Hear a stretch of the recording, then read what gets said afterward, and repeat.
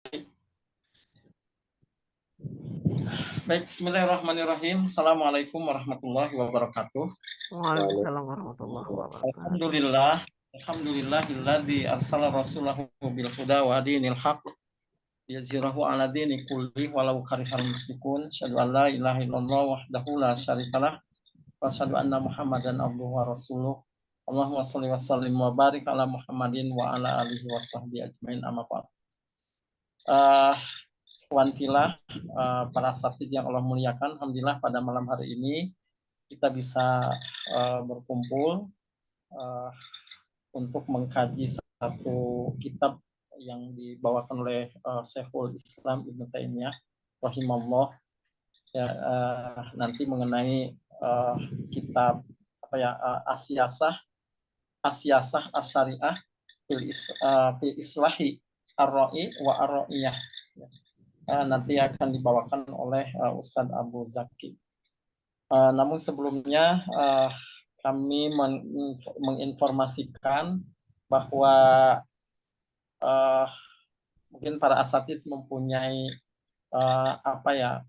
kolega, kemudian sabab-sabab yang lainnya bisa mungkin diinformasikan. Kita mengikuti kajian kitab ini setiap hari Senin gitu ya, malam Selasa gitu. Jadi mohon diinformasikan. Dan kalau saya mungkin sudah di grup gitu kan, sudah ada yang mau mengikuti sebetulnya, 2 orang sudah, ini saya sudah kasih linknya, tapi mungkin nanti beliau menyusul, begitu Ustaz. Begitu juga kepada ikhwan fillah yang lainnya, mangga silahkan informasi ini di share gitu kan, untuk kita sama-sama mengkaji. Baik, sholawat dan salam mudah-mudahan senantiasa Allah limpahkan kepada junjungan kita Nabi Muhammad SAW sebagai pembawa risalah Islam hingga kepada kita semua. Seperti yang di chat itu, bahwa insya Allah kita itu ada aturan untuk mengatur acara gitu. Yang pertama, nanti kita masuk dari pukul 20 sampai 20.15 sampai pembukaan dan lain-lain bukan informasi. Kemudian nanti pukul 20.25 itu nanti ada pemaparan materi sampai 21.30 ya, dengan qiraatul kitab fakrotan maaf fakrotin. Jadi nanti per fakroh Ustadz akan menjelaskan seperti itu. Dan nanti sesi terakhir ya 21.30 sampai 22, jadi ada 30 menit lah. Itu ada sesi tanya jawab ya, dari apa yang disampaikan oleh Ustadz. Jadi informasi untuk awal mungkin seperti itu. Jadi sekali lagi, pertama mohon nanti disampaikan kepada teman-teman yang lainnya dimanapun berada ya, di grup kita masing-masing gitu. Kemudian yang kedua, mari kita ikuti yang terpenting itu kajian kitab ini sampai dengan selesai gitu. Dan nanti mengenai kitab bisa disampaikan mengenai pengadaan kitab bisa disampaikan kepada Ustadz gitu ya. Baik, itu saja mungkin informasi awal ya. Insya Allah pada malam hari ini adalah pertemuan yang kedua ya, untuk kajian kitab Asyasa ini. Untuk mempersingkat waktu atau memanfaatkan waktu yang ada, sebelumnya mari kita buka dengan bacaan basmalah.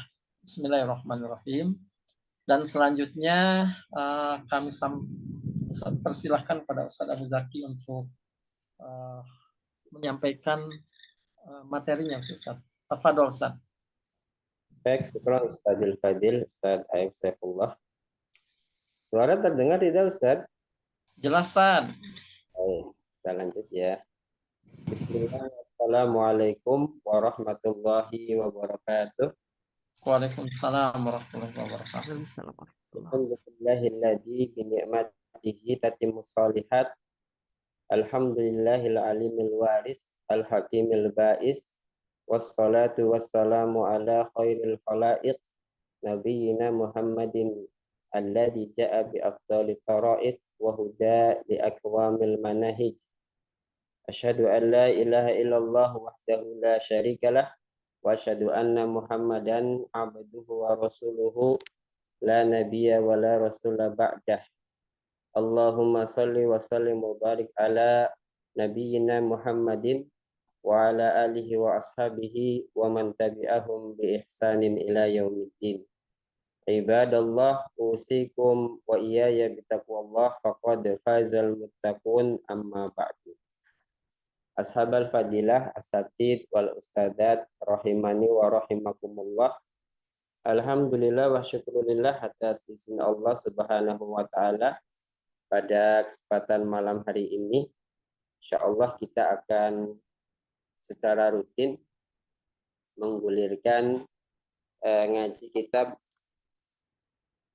As-Siyasah Asy-Syar'iyyah fi Islahir Ra'i war Ra'iyah yang diberi ta'liq oleh Syekh Muhammad Ibnu Shalih Al-Utsaimin, di mana kitab ini merupakan karya atau salah satu karya dari Syekhul Islam Ibnu Taimiyah terkait dengan teori politik Islam yang diberi judul tadi ya, As-Siyasah Asy-Syar'iyyah, politik Islam fi Islahir Ra'i, di dalam memperbaiki penguasa war ra'iyah dan rakyat. Dan alhamdulillah di kesempatan malam hari ini kita akan melanjutkan di pertemuan yang kedua, yakni masuk di al-qismu al-awwal, bagian pertama, yaitu adaul amanat, penunaian amanat-amanat.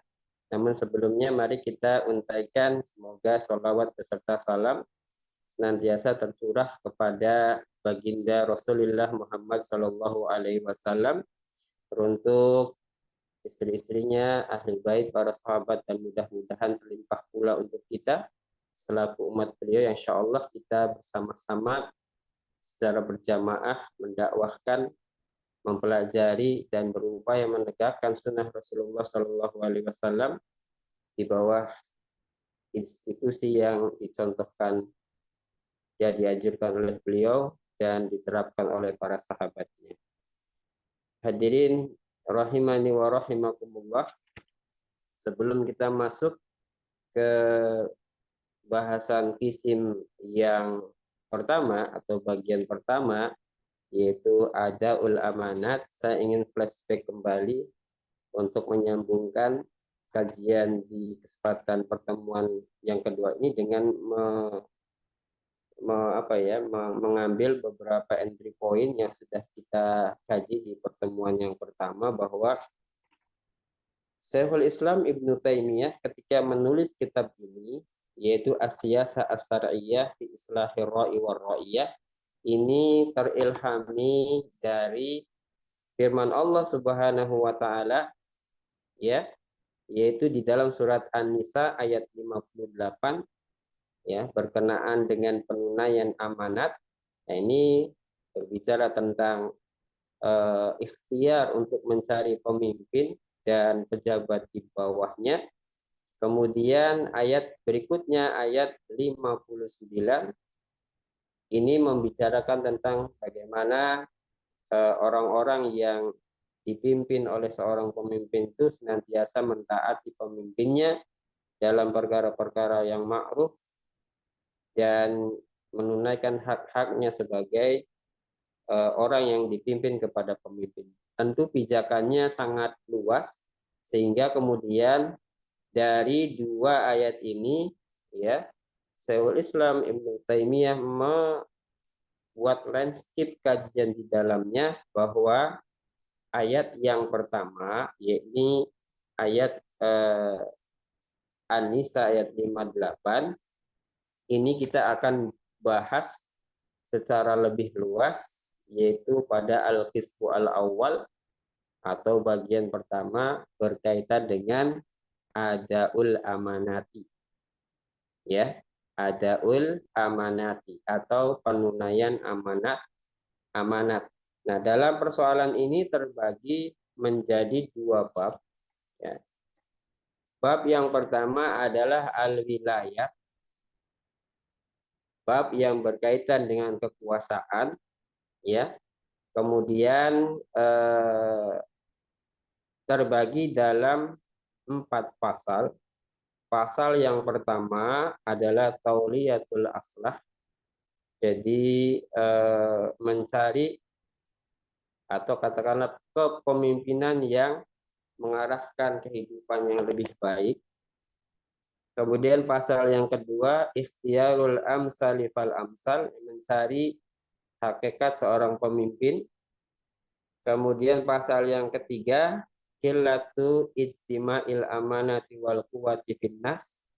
Ini membaca realitas bahwa sedikitnya seorang anak manusia yang memiliki kapabilitas berkumpulnya sikap-sikap amanah dan sikap-sikap pemberani, ya, sikap-sikap tegas, ya, di dalam membuat decision maker, ya, dalam kebijakannya.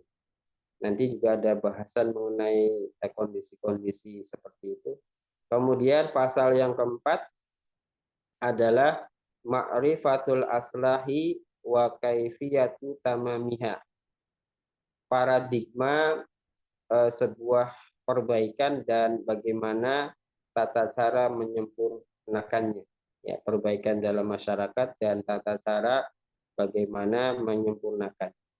Nah, kemudian, kalau bicara tentang al-wilayat, saya pilih kajian ini sebagai mulhaqat, gitu ya, sebagai suplemen dari apa yang sudah kita kaji di dalam ruang-ruang halaqah, gitu ya, di mana kita alhamdulillah dibina oleh musrif kita, dari kitab silsilah mutabanat, gitu ya, serial kitab mutabanat. Nah, kalau bicara tentang al-wilayat ini kaitannya dengan pembahasan, kalau kita mutabanatnya, gitu ya, itu berkaitan dengan nidhamul hukmi dan ajhijah. Mungkin kita akan mengkomparasikannya. Kalau Syekhul Islam ini mendeskripsikannya pada masa beliau, gitu ya. Sementara kitab-kitab mutabanat itu adalah kajian yang berkaitan dengan persoalan al-wilayat pada pembahasan-pembahasan kontemporer. Nanti kita cari titik temunya atau katakanlah mengeksplorasi pemikiran-pemikiran yang bisa kita ambil dan bagaimana kita mensikapi realitas-realitas yang ada. Nah, kemudian di bagian kisim awal ini, ada ul amanat, ini juga ada bab yang kedua. Jadi ada bab al-wilayat, bab 1, ada juga bab al-amwal, bab tentang sistem keuangan. Nah, di sini ada 6 pasal. Nah, ini orientasi pembahasan ini juga sebenarnya bisa nanti ke kitab al-amwal fi daulatil khilafah, bisa juga ke siyasah al-iqtisadiyah al-musla, juga bisa. Nanti ada bahasan-bahasan berkaitan dengan bagaimana sistem keuangan di dalam kekuasaan Islam. Ini mencakup 6 pasal. Pasal pertama adalah ma yadkhulu fi babil amwal, ini pengantar sistem keuangan. Kemudian pasal yang kedua, al-amwalu as-sultaniyatu allati asluha al-kitabu was sunnatu salah satu asnafin. Ini bicara tentang sumber-sumber keuangan negara yang dasarnya ada di dalam Al-Quran dan As-Sunnah. Ini berturut-turut pasal 2 berkaitan dengan ghanimah, pasal 3-nya berkaitan dengan sedekah, pasal 4-nya berkaitan dengan fai. Kemudian pasal 5 membahas zulmul ulati war ra'iyati, membahas tentang kezaliman penguasa dan rakyat. Nah, jadi dalam satu kondisi sebuah masyarakat Islam kemungkinan terjadi realitas itu bagaimana kita mensikapinya. Kemudian pasal yang ke-6, wujuhu sorfil amwali. Ini terkait dengan bagaimana kebijakan-kebijakan distribusi keuangan negara kepada rakyat, ya, kepada rakyat gitu. Nah, ini di bagian yang pertama. Adapun bagian yang kedua, ini bicara tentang al-ahkam, supremasi hukum. Itu juga ada dua bab ya. Setiap bab ada 8, bab satunya ada 8. Kemudian bab 2-nya juga ada 8. Ini bicara tentang sistem hukum. Nanti bisa kita bandingkan dengan kitab Nidhamul Uqubatil Islam dan suplemennya ya, Ahkamul Bayinat begitu. Nah, ini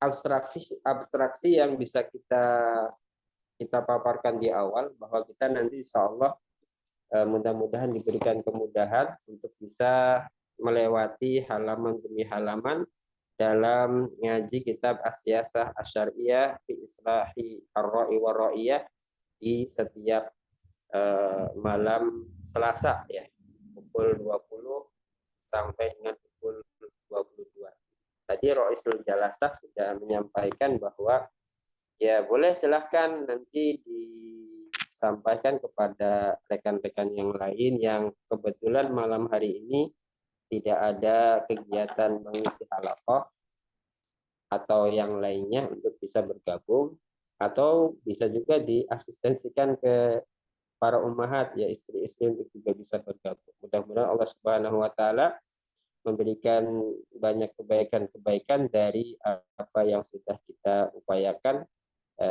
Terlebih ini bagian dari majlisul ilmi yang insya Allah mudah-mudahan mendapat barokah dari Allah Subhanahu wa taala.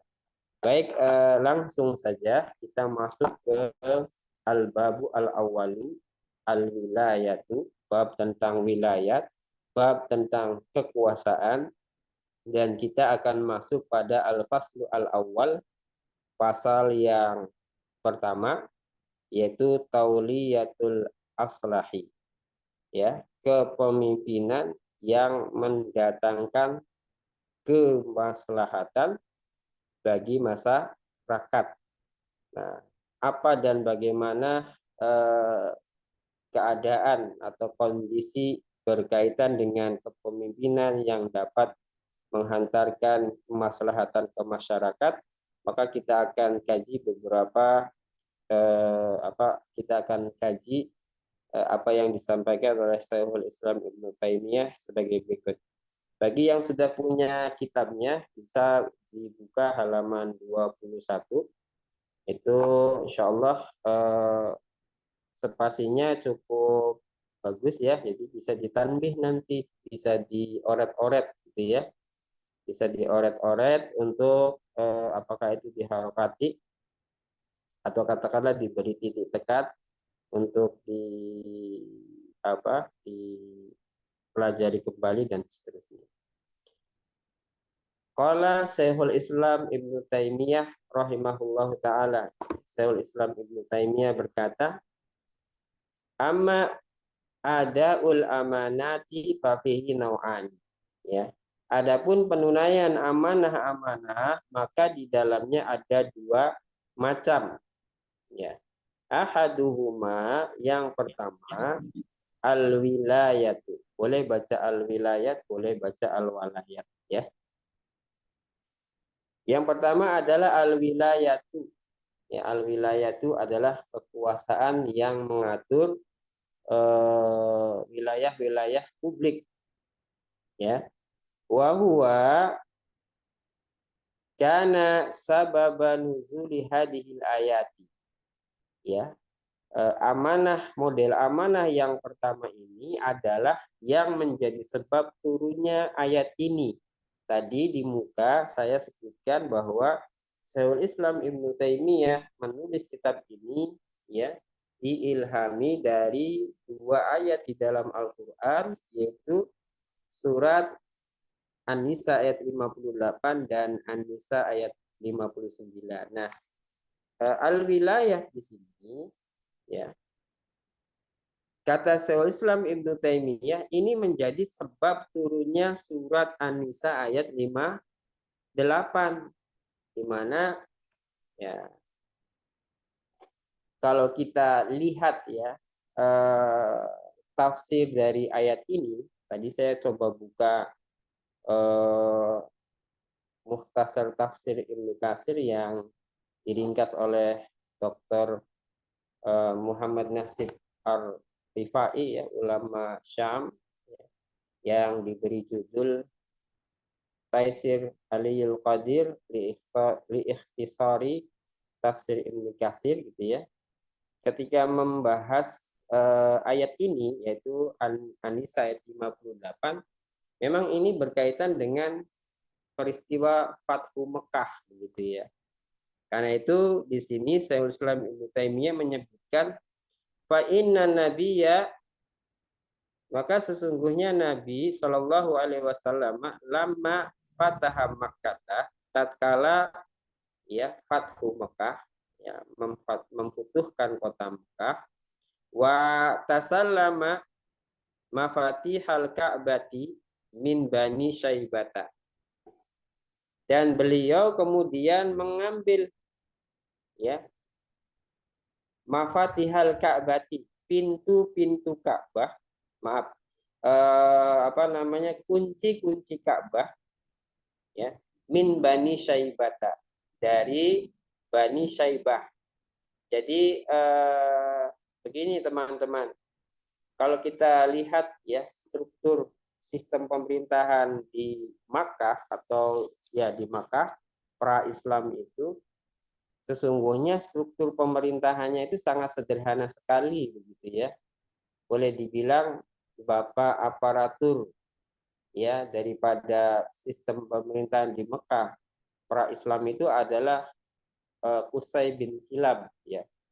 Qusay bin Kilab yang diceritakan oleh Syekh Sofiur Rahman Al-Mubarakfuri di dalam Ar-Rahiqul Maktum, bahwa pada tahun sekitar abad ke-5 Masehi, pertengahan abad ke-5 Masehi, yakni tahun 440 Masehi, ya, Qusay bin Kilab inilah orang yang berhasil membuat tata kelola kota Mekah, ya, lembah yang istilahnya tandus, kemudian wilayahnya juga tidak begitu luas, di mana struktur pemerintahannya itu terbagi hanya menjadi 5 gugus tugas saja, atau apa istilahnya 5 lembaga desk operasional saja.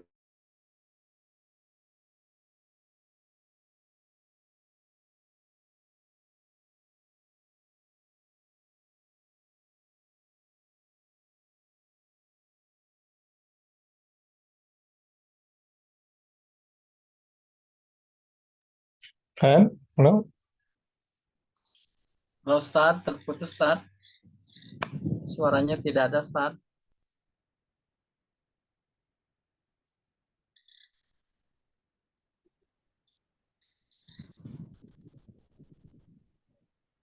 Terlempar ya Ustaz. Enggak, masih ada. Oh ya, masih ada. Apaan? Ya, baru terlempar.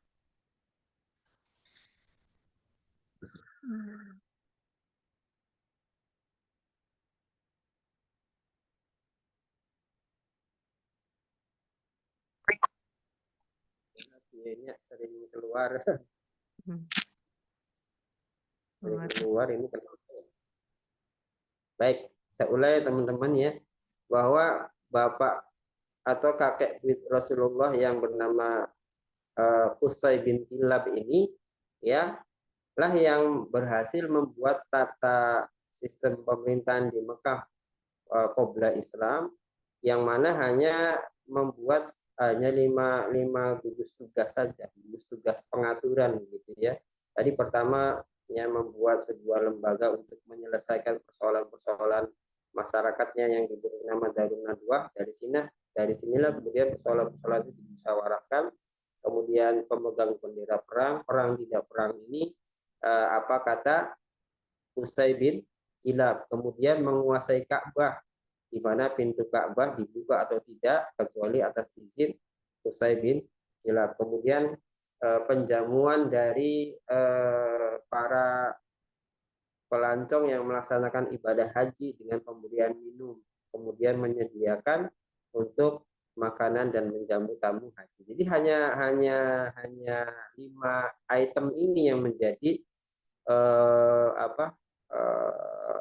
sistem pengaturan yang ada, dan ini secara turun temurun kemudian diwariskan kepada putra-putranya. Qusay punya anak namanya Quraisy, juga dilakukan demikian. Nah, kemudian Quraisy punya 2 anak namanya Abdi Manaf dan Abdiddar. Sebenarnya Quraisy itu lebih suka memberikan kepemimpinan itu kepada Abdi Manaf karena memang perangainya baik, gitu ya.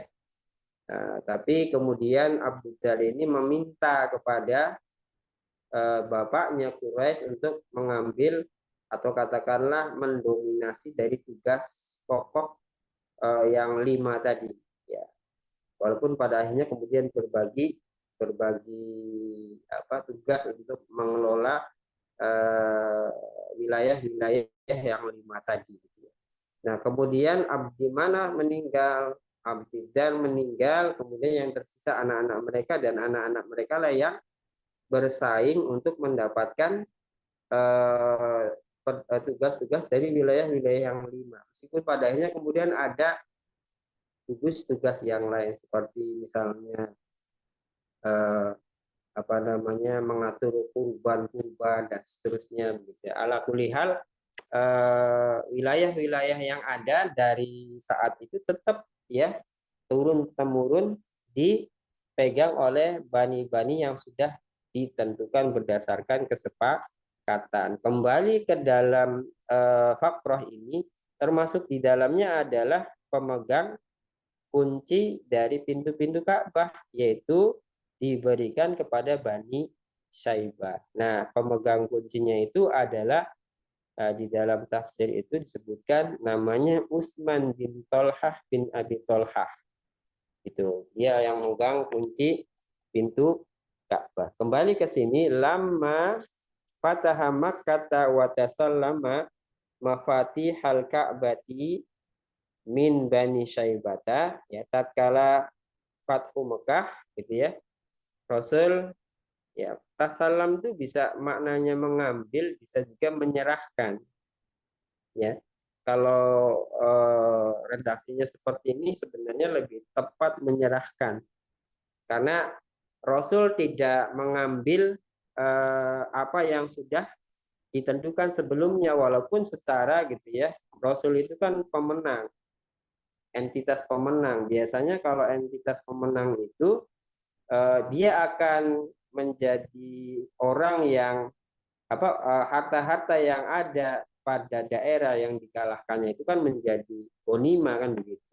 Tetapi dalam konteks ini Rasulullah SAW tidak mengambil itu, justru malah mengembalikan kembali kepada pemiliknya, yaitu Bani Syaibah. Dalam hal ini dipegang oleh Utsman bin Abi Tolhah, Utsman bin Tolhah bin Abi Tolhah. Ya. Kemudian talabaha minhu al-Abbas, kemudian Abbas mencarinya, ya. Maksudnya mencari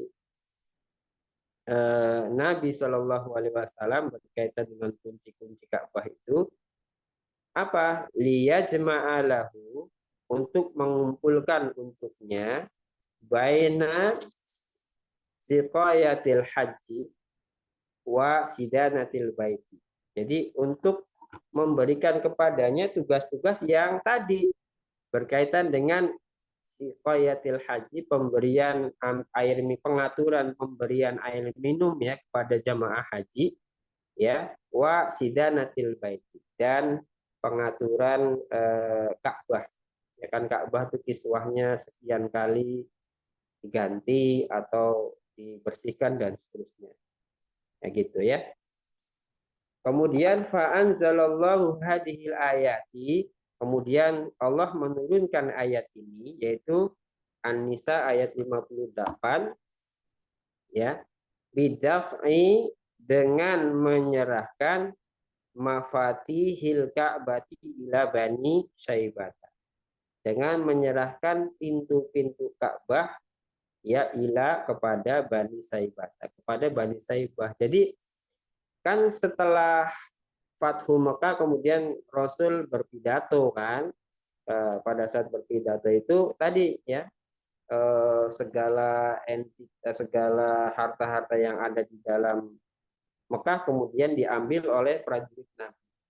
Ya, disebutkan Ali bin Abi Thalib lah yang mengambil pintu kunci-kunci Ka'bah itu dari Utsman bin Tolha bin Abi Tolha, lalu kemudian memberikannya kepada Nabi.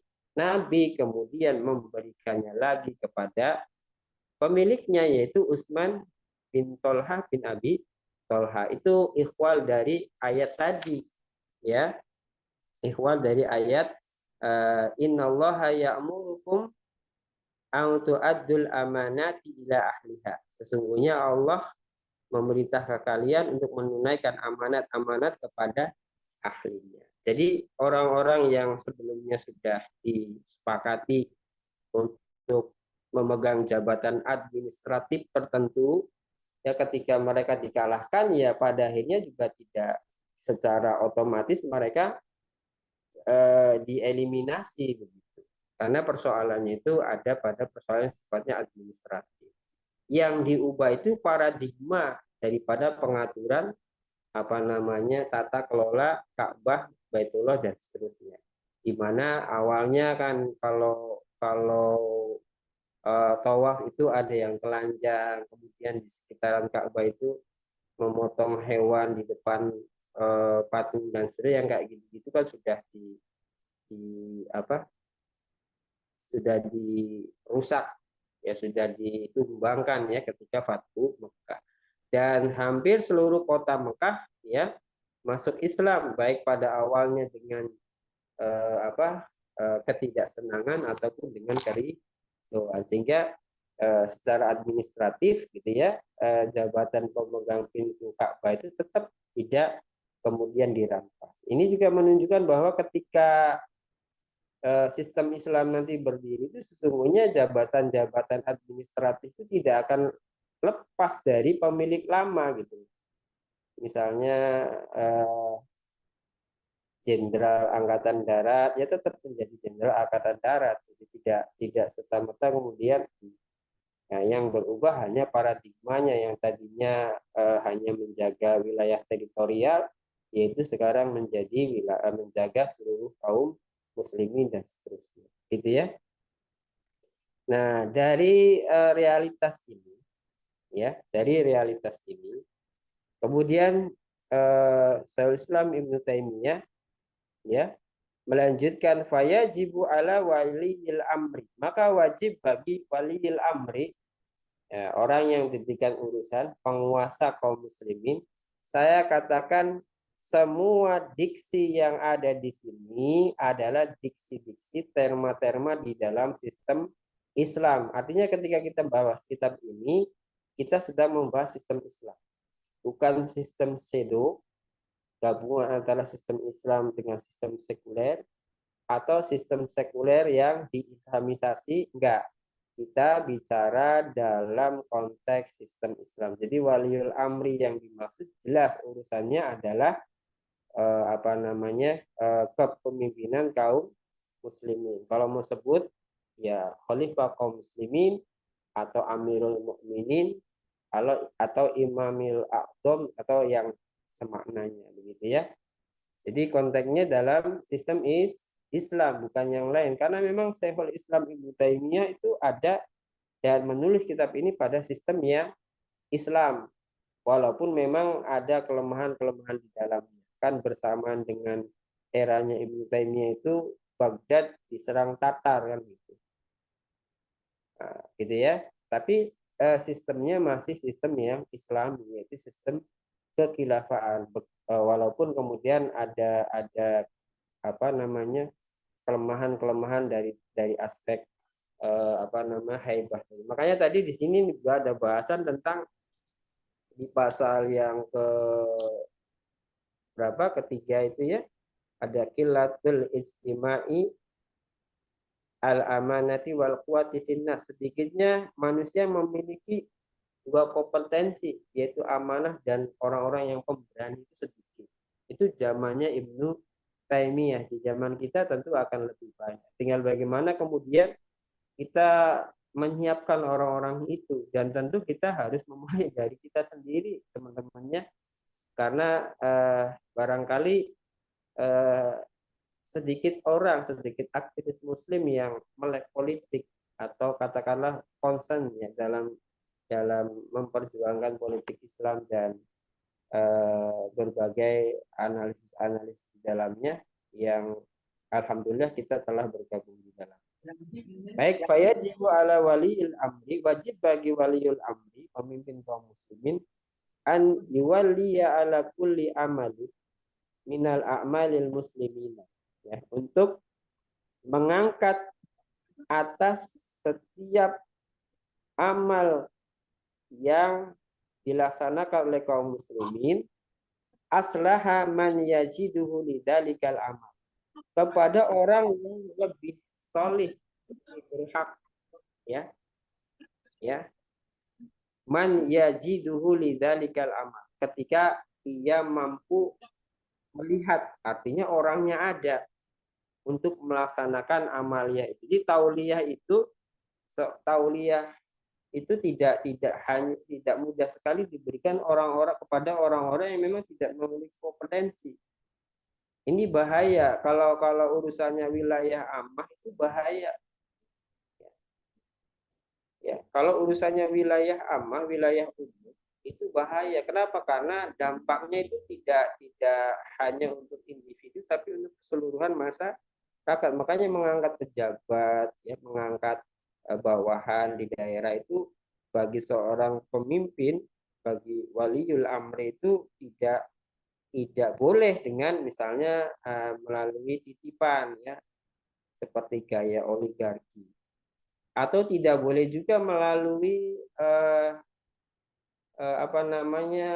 kebiasaan praktik dinasti, ya. Nah, itu juga tidak boleh, tapi betul-betul orang-orang yang memiliki kapasitas di dalam melaksanakan amanah ini untuk mengelola wilayah itu, ya, sehingga tauliyah dari seorang itu betul-betul membawa kemaslahatan bagi masyarakat. Qala an-nabiy sallallahu alaihi wasallam, telah bersabda Nabi sallallahu alaihi wasallam, man waliya min amrin, ya, barang siapa yang mengangkat dari urusan al-muslimina syai'a, ya, tadi kepotong, ya, man waliya min amril muslimina syai'a, ya, barang siapa yang mengangkat, ya, dari urusan kaum muslimin sesuatu pun, fawalla rajulan, kemudian dia mengangkat, wa huwa yajidu, sementara ia mendapati, man huwa aslahu lil muslimin, ada orang yang lebih solih, ada orang yang lebih mampu dari kalangan kaum muslimin, minhu, darinya, maksudnya dari orang yang dia angkat, faqad khanallaha wa rasulahu wal mu'minin, maka dia sungguh telah, ya, mengkhianati Allah dan mengkhianati Rasul serta kaum mukminin. Jadi ya, ayat ini memberikan informasi bahwasannya seorang pemimpin itu harus bisa men-screening, gitu ya, harus bisa men-screening, harus bisa mengetahui orang-orang yang menjadi kepercayaannya, orang-orang yang nanti akan diangkatnya sebagai kepanjangan tangan dia di daerah di dalam menerapkan supremasi hukum di wilayah hukum di daerah dari wali yang diangkat oleh pemimpin ini, ya. Wa fi riwayatin, dan di dalam riwayat lain, man qallada ay, ya, man walla, man qallada, dalam riwayat man walla, gitu ya, Man qalada rajulan amalan ala isobatin, ya. Barang siapa yang memberikan pekerjaan kepada seseorang ala isobatin terhadap kelompoknya. Ini isobah ini sebuah kelompok yang jumlahnya antara 10 sampai 40 orang. Jadi isobah itu adalah satu kelompok yang kuantitas orangnya itu, ya, kuantitas kelompoknya itu antara 10 sampai 40 orang. Jadi man qalada rajulan amalan ala isobatin, ya. Siapa orang yang, ya, memberikan tugas kepada seseorang berupa pekerjaan ala isobatin atas satu kelompok, wa huwa yajidu fi tilkal isobati, sementara dia tahu di dalam kelompok itu man huwa ardo minhu, ada orang yang lebih dia suka darinya, dari yang dia angkat. Artinya dalam isobah itu ada orang yang sesungguhnya lebih berhak gitu, ya, untuk diangkat dalam memimpin urusan isobah tadi. Faqad khanallaha wa khana rasulahu wa khanal mu'minin. Ya, maka sungguh dia telah mengkhianati Allah, mengkhianati Rasulnya, dan mengkhianati kaum muslimin. Nah, ini dua-duanya diriwayatkan Imam Hakim di dalam Al-Mustadrak ala Sahihain, hadisnya sahih meskipun tidak dikeluarkan oleh Imam Bukhari dan Muslim, ya. Rawahu al-Hakimu fi sahihihi, Imam Al-Hakim meriwayatkannya di dalam sahihnya. Nah, kitab sahih beliau dinamakan Al-Mustadrak ala Sahihain. Jadi hadis-hadis sahih yang tidak dikeluarkan oleh Imam Bukhari dan Imam Muslim. Nah, itu peringatan dari Rasulullah Shallallahu Alaihi Wasallam agar seorang pemimpin, bahasanya seorang pemimpin, waliul amri, untuk tidak mudah memberikan jabatan tertentu, amanah tertentu dalam mengemban tugasnya untuk memimpin sebuah masyarakat, untuk mengatur sebuah masyarakat, kalau dia tidak memiliki sifat amanah, atau katakanlah kalau dia tidak memiliki kapabilitas di dalam memimpin, karena resikonya sangat besar, ya. Kebijakan-kebijakan yang dia ambil itu memiliki dampak yang besar, sehingga tidak boleh dia mengambil orang yang tidak memiliki kapasitas sebagai seorang pemimpin untuk menjadi seorang pemimpin. Ya, ini berbeda dengan sistemnya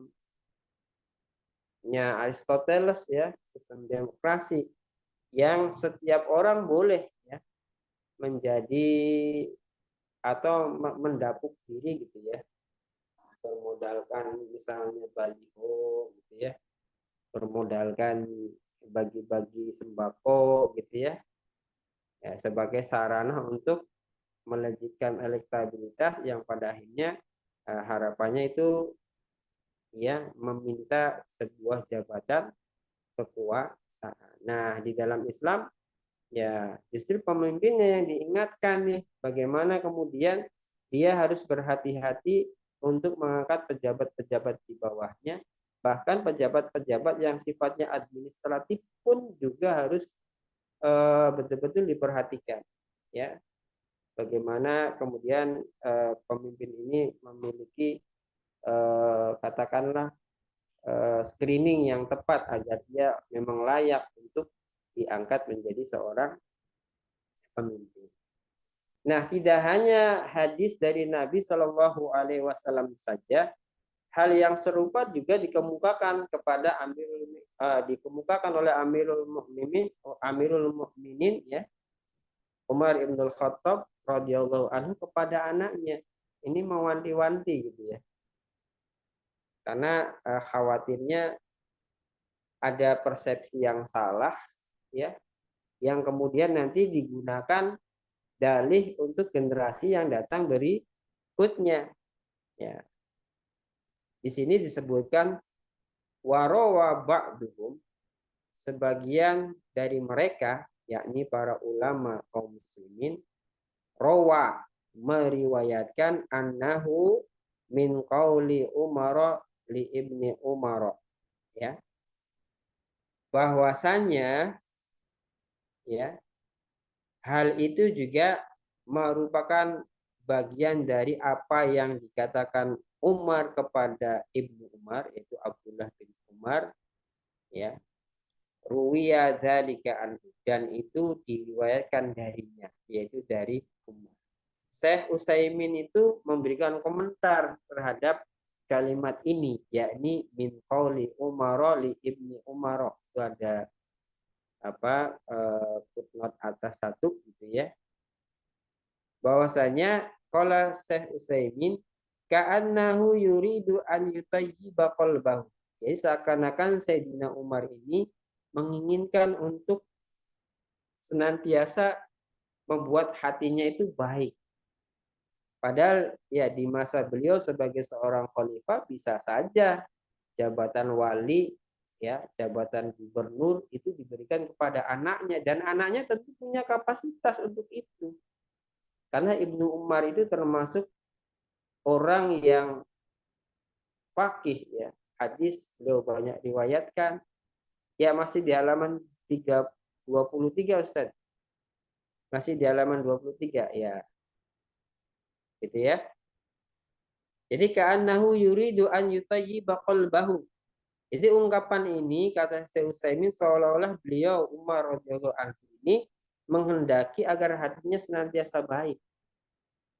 Wa annahu lam yuwalli, dan bahwasanya beliau tidak pernah atau tidak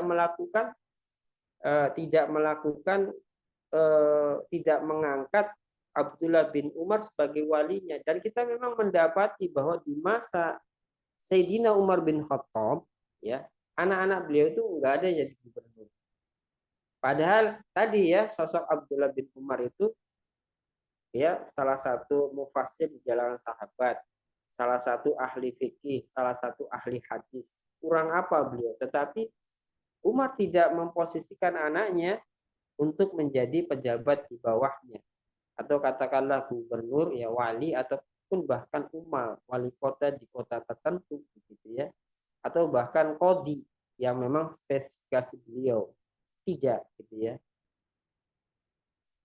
Li'annahu yajidu, karena sesungguhnya ia menganggap yajidu man huwa aqwamu minhu bil amal.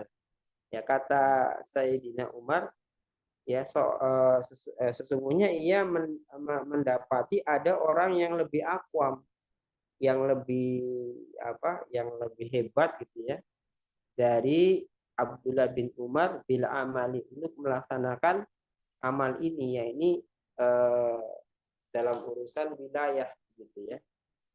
Nah, asarnya bagaimana bunyinya? Ini disebutkan di dalam paragraf berikutnya. Ini yang dimaksud dengan asarnya Umar itu yang ini, ya. Naik dikit Ustaz. Ya. Op. Warawa wa qala Umar bin Al-Khattab radhiyallahu anhu. Telah berkata Umar bin Khattab radhiyallahu anhu, ya, hampir sama ya. Man waliya min amril muslimina syai'an.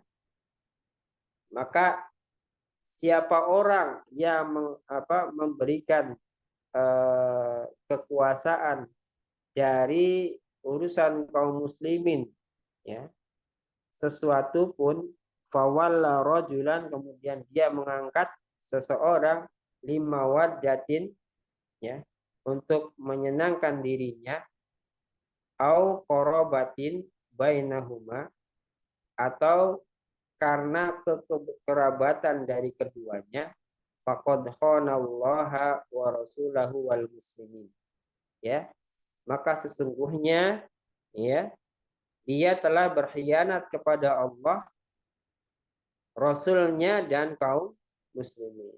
Ya. Memang ya, gorizatul baqa itu senantiasa ada pada diri manusia. Secara gitu ya, kalau kita hari ini berkuasa, ya, maka secara naluri kita pun juga nanti ke depannya anak-anak kita berkuasa. Boleh tidak seperti itu? Ya boleh saja. Yang persoalannya itu ada pada etika. Ada kepada etika yang mana ya tidak layak bahwa seorang anak pejabat itu mendapatkan privilege dari bapaknya, dari ayahnya untuk menjabat satu urusan. Ini tidak layak begitu. Makanya anak-anak khalifah, misalnya Sayyidina Abu Bakar itu tidak pernah mengangkat anaknya Abdurrahman bin Abi Bakar untuk menjadi ibaratnya pembantu beliau di daerah A, di daerah B, tidak pernah. Demikian juga Umar radhiyallahu anhu juga tidak pernah di masa era beliau, ya, beliau kemudian mengangkat ya anak-anaknya untuk menjadi pemimpin di bawah. Bayangkan misalnya kalau kedua khalifah yang pertama, semoga Allah meridhoi keduanya, itu ya melakukan tindakan itu, maka ini niscaya menjadi dalih bagi generasi yang akan datang untuk menyiapkan anak-anaknya menjadi pemimpin tanpa melalui proses katakanlah fit and proper test gitu ya, yang memadai ya. Nah, dengan kata lain tanpa ada kapasitas yang dimiliki. Realitas yang dicontohkan oleh Sayyidina Abu Bakar dan Sayyidina Umar saja bisa dijadikan dalih begitu ya.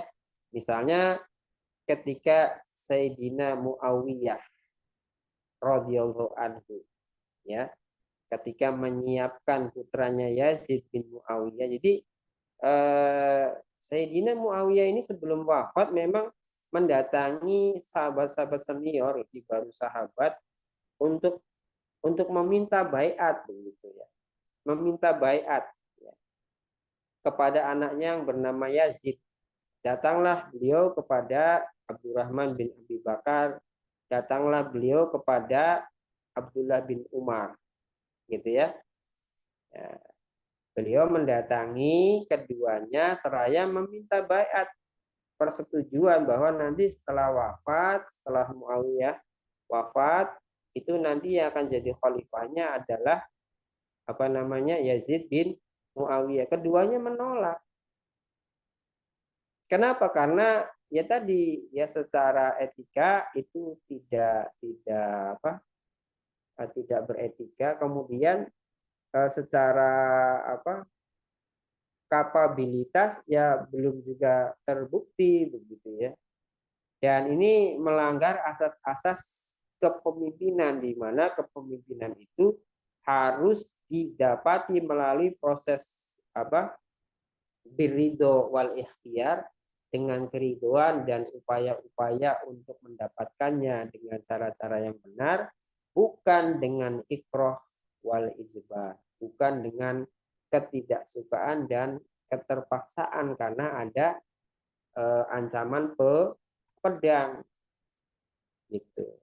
Makanya kemudian ketika Sayyidina Muawiyah meminta baiat padahal belum masih hidup ya, itu keduanya menolak. Nah, kemudian Sayyidina Muawiyah itu beralasan, loh bukannya ini sunnahnya Abu Bakar dan Umar? Wah, dibantah sama keduanya. Sesungguhnya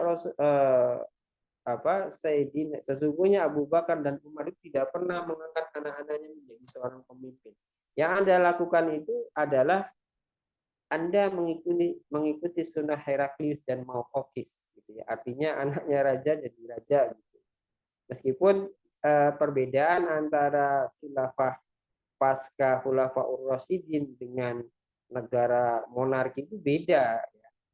Meskipun tadi ya baiatnya dengan ikrah wal ijbar, tapi sisi perbedaannya itu legalitas mereka itu dengan baiat, ya. Sementara kalau raja-raja kan tanpa baiat, baiat dan sudah anaknya raja jadi raja. Kalau ini mah tetap mendatangi. Artinya sunnah-sunnah itu masih digigit meskipun dia serongkan begitu ya. Ini realitas bahwasanya memang pemimpin itu nggak boleh menjadikan orang-orang dekatnya untuk menjadi pejabat-pejabatnya, menjadi kepercayaannya, ya, termasuk juga keluarganya untuk menduduki jabatan-jabatan strategi. Semuanya itu harus diambil berdasarkan kalau orang itu menduduki jabatan yang sifatnya administratif, maka yang kemudian dikedepankan itu adalah kompetensi dia. Ya, kompetensi dianya itu di bidang apa. Sehingga keberadaan dia di lembaga itu bisa betul-betul membawakan maslahat bagi yang menjadi tanggung jawab. Begitu ya. Kemudian asar Umar ini juga diberikan ta'liq oleh Syekh Utsaimin ya. Di bawahnya itu ya footnote nomor 2. Berapa menit lagi ini? 19 menit lagi ya. Hadal hadisu wa hadal asaru. Ya. Hadis dan asar ini, hadisnya yang atas 2, asarnya yang tadi dari Sayyidina Umar. Yadullani, keduanya menunjukkan ala idhamil mas'uliyati, ya, betapa agungnya mas'uliyah, pertanggungjawaban fil wilayatil ammati wal wilayatil khosati, pada wilayah kekuasaan publik dan wilayah kekuasaan yang khusus. Kalau di sini yang dimaksud al-khossah itu kekuasaan yang sifatnya administratif gitu ya. Wa annahu yajibu ala waliyil amri, dan sesungguhnya wajib bagi waliul amri, khalifah kaum muslimin, yakni terutama dalam al-wilayati al-amati, pada wilayah-wilayah publik yang nanti akan melahirkan kewajiban publik, kebijakan publik, an la yuwadzifa, untuk tidak mengangkat ya, pejabat illa man huwa aslahu fi dzalikal amali bi ainihi, kecuali kepada orang yang lebih mampu, menggunakan isim tafdil semuanya ya, menunjukkan bahwasanya kalau bicara kemampuan itu mungkin semua orang mampu gitu ya. Tapi kalau bicara tentang keekspertan ya, kepakaran, tentu hanya sedikit orang, makanya sih menggunakannya istilahnya menggunakan isim tafdil ya, menggunakan isim tafdil, isim yang maknanya itu komparatif gitu ya. Ila man huwa aslahu fi dzalikal amali bi aini, ya, kecuali kepada orang yang lebih mampu fi dzalikal amali, dalam pekerjaan itu bi aini, sesuai dengan kompetensi. Kemudian memang pada realitasnya di halaman berikutnya Ustadz, ya, masih di footnote halaman berikutnya, geser ya, terus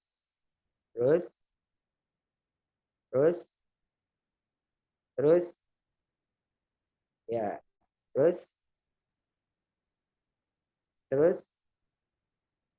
terus di bawah garis, terus up ya, up. Ini hanya ada perbedaan halaman saja ya. Kalau isinya sama, Yang versi cetakan PDF itu Madarul Waton. Kalau yang di kitab antum itu cetakan Muassasah Syekh Utsaimin Al-Khairiyah. Jadi yang PDF itu dicetak berdasarkan lisensi dari kitab yang ada di hadapan antum itu ya, yang kemarin sudah sampai di beberapa teman itu, gitu ya. Ya, dan memang pada faktanya manusia itu memiliki banyak keragaman, gitu ya.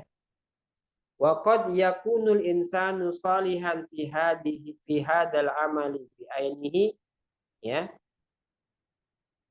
wa ghairu salihin fi amalin akhara, ya.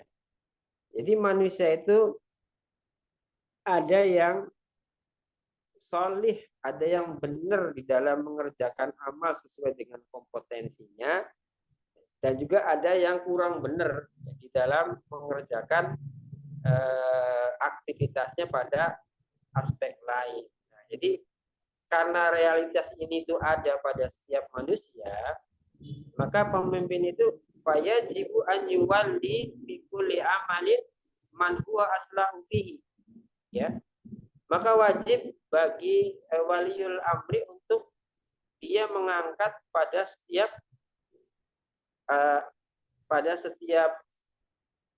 aktivitas yang mengandung tanggung jawab wilayah ammah itu, man huwa aslahu fihi, kepada orang yang memang lebih solih, lebih tepat, gitu ya, di dalamnya. Wa kadzalika fil wilayatil khassah, demikian juga pada wilayah yang sifatnya khusus. Apa itu? Kamudiril madrasati wa ghairi, seperti ya kepala sekolah. Nah, ini kan muwaddof ya, muwaddof ya, pegawai. Kalau sekarang nah istilahnya ASN ya, apa ASN ya. Ya, lepas nanti ada P3K, ASN kelas 2 dan seterusnya, pokoknya judulnya ASN gitu ya. Muwaddoful hukumati atau muwaddoful hukumah itu ASN. Di antaranya jabatan yang masuk dalam wilayah khassah itu adalah kamudiril madrasati wa ghairi, seperti kepala sekolah dan yang lainnya. Ya. Bal law syi'na laqulna, bahkan seandainya kami menghendaki, kata Syekh Utsaimin, kami akan katakan hatta fi riayatil insani li ahli, bahkan sampai pada perkara pengaturan manusia kepada keluarganya, ya, itu juga harus menggunakan orang yang tepat. Jadi kita kan sebagai mas'ul ya, sebagai mas'ul di dalam ahli, di dalam keluarga, ketika kita menegur anak kita itu bisa kita pakai tangan anak kita yang seusianya untuk menasihati misalnya adiknya, gitu ya, atau ya kakaknya yang usianya tidak terlalu jauh, gitu ya. Karena bahasa mereka, cara pandang mereka dalam memandang sesuatu itu ya sama gitu, beda dengan adik dan kakak yang usianya beda 10 tahun misalnya, beda 15 tahun. Mungkin cara pandangnya beda, bahasa yang diungkapkannya juga beda, karena memang psikologinya juga sudah berbeda. Ya. Hatta fi riayatil insani li ahlihi. Ya, bahkan sampai pada pengaturan manusia terhadap keluarganya. Idza arada an yusiya ala auladihi sigari, apabila ia hendak memberikan nasihat kepada anak-anaknya yang kecil, fa innahu yahtaru min auladihi man huwa aslahu, maka dia di sini siapa? Mas'ul dalam keluarga, ya berarti kita, ya. Maka dia harus memilih, ya, min auladihi, dari anak-anaknya, man huwa aslahu, yaitu mereka yang atau seseorang yang lebih tepat untuk bisa kita gunakan untuk menasihati saudaranya itu. Fala yahtarul kabira masalan di annahu akbaru. maka jangan memilih yang lebih besar misalnya karena sesungguhnya dia sudah besar. Bahasanya anak yang sudah besar tidak nyambung dengan bahasa yang dipahami dalam alam pikir anak yang menjadi adiknya yang mungkin selisihnya jauh. Bal yahtarul aslaha. Ya, jadi ya harus memilih yang lebih tepat, yang memilih yang lebih membawa maslahat bagi anak kita yang hendak kita berikan nasihat. Faqad yakunu as-sagiru min auladihi aslaha mimman huwa fawqahu. Maka anak-anak yang masih kecil itu lebih aslah dari dia yang katakanlah fauqahu, yang ada di atasnya. Artinya kalau yang nakal misalnya, anak yang bungsu yang usianya 10 tahun, maka anak yang kemudian bisa kita katakanlah jadikan sebagai narah hubung kita untuk menasihati anak kita yang usia 10 tahun itu, jangan menggunakan anak kita yang usianya 20 tahun. Paling enggak tuh ya yang usia 12 tahun atau yang dekat dengan bahasa adiknya. Bisa juga kakaknya tapi usianya tidak terlalu tinggi, ya, tidak terlalu tinggi. Ya. Nah, ini bagaimana kemudian pengangkatan seorang pemimpin di daerah, pengangkatan seorang pejabat di daerah itu harus betul-betul memperhatikan aspek kompetensi yang dimilikinya. Tidak dengan karena faktor like and dislike, karena faktor kekeluargaan, karena faktor kekerabatan, dan yang semisalnya. Berikutnya, naik ke atas Ustaz. Wahada wajibun alaihi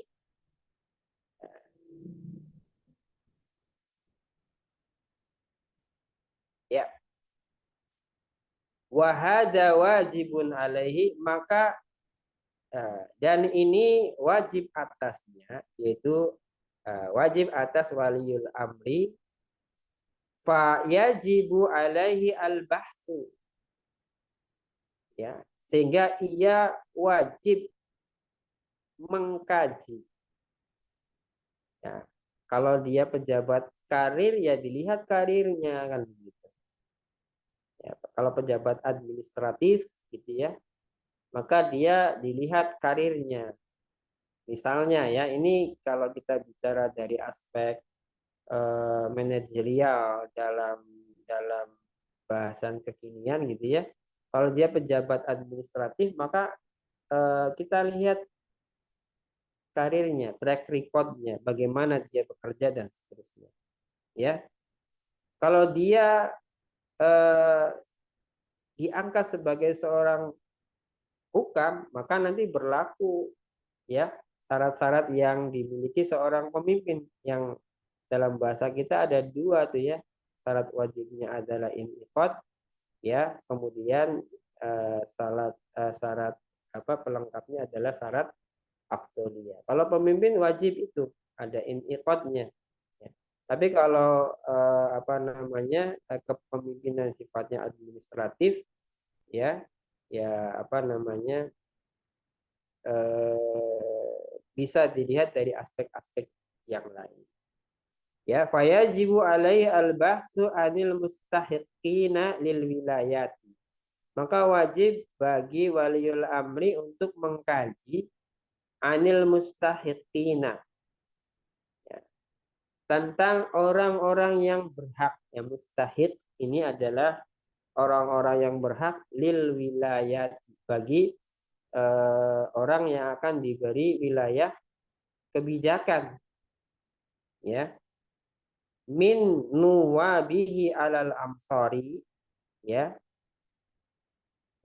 baik berupa perwakilan dia atas sebuah masyarakat, berarti ini hukam ya, penguasa ya. Ya. Wa minal umara'i alladina hum nuwabudis sultan, atau maaf yang pertama itu seperti majelis umat ya, seperti majelis umat. Kemudian minal umara'i alladina hum nuwabudis sultan, juga para amir ya, ini pejabat daerah ya, mungkin setingkat kegubernuran gitu ya. Ya, amir itu bisa menjadi jabatan gubernur, bisa juga wali ya. Wali itu bisa amir, bisa gubernur gitu ya. Alladzina hum, yang mereka ini nuwabu di sultan, yang menjadi wakil-wakil khalifah di sultan pada aspek kekuasaan ya. Wal qudoti, kemudian para qadi, kemudian wamin umaroil ajnadi ya. Umaroil ajnadi ini kayak semacam komandan tentara gitu ya, komandan tentara pada level Kodam di tingkat provinsi begitu ya. Nah ini sebenarnya des operasional yang sifatnya administratif, ia bisa saja berkembang atau bisa berubah nama begitu ya. Mau apa namanya, yang jelas ibahah boleh saja begitu. Jadi wamin umaroil ajnadi ya, juga bisa berupa ya pemimpin-pemimpin pasukan ya, pangdam kalau di kita gitu ya. Kemudian wa muqaddimil asakiri as-sighari wal kibari ya. Kemudian muqaddami itu komandan-komandan.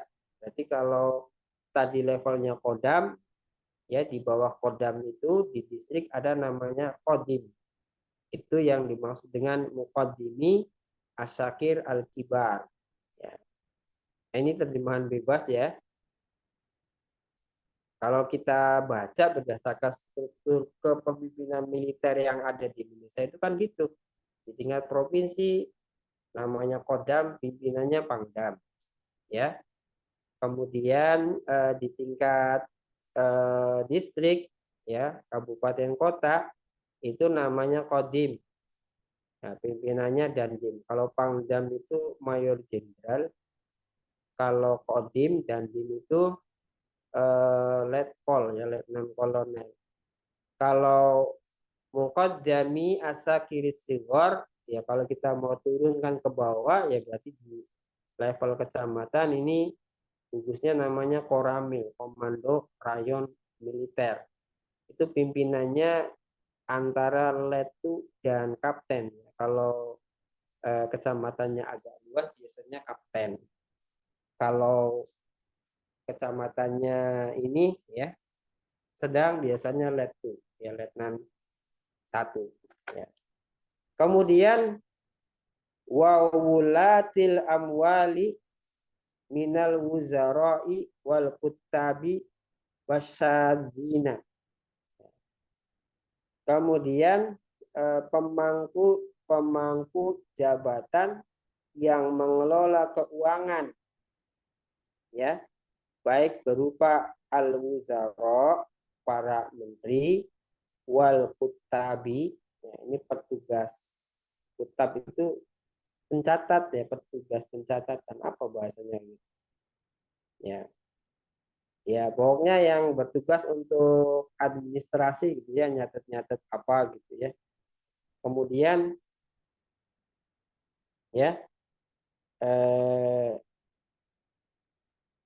wasadina, wasadina. Kemudian asadin. Sadin itu adalah penasehat ya, apa namanya, apa sih, litbang kan? penasehat ya, penasehat di bidang keilmuan. Kalau tadi kaitannya dengan keuangan ya berarti apa namanya? Ya penasehat keuangan lah kira-kira begitu ya. Wasu'ati alal kharaji wassadaqati. Jadi orang-orang yang mengatur arus masuk keluarnya harta dari kharaj dan dari sedekah ya. Wa ghairi dzalika minal amwali allati lil muslimin. Dan jabatan yang lainnya dari jabatan-jabatan yang berkaitan dengan pengaturan keuangan yang keberadaannya didistribusikan untuk kaum muslimin. Nah, jadi intinya dari paparan yang tadi disampaikan, jadi kita malam ini bahasnya sampai sini dulu, ya, yaitu di Fakroh al-Ula, Fakroh Sani, Fakroh Salis, dan Fakroh Robi. 4 fakroh yang domainnya itu adalah bagaimana seharusnya seorang waliul amri, khalifah kaum muslimin itu mengangkat pemimpin-pemimpin di bawahnya atau pejabat-pejabat administratifnya di dalam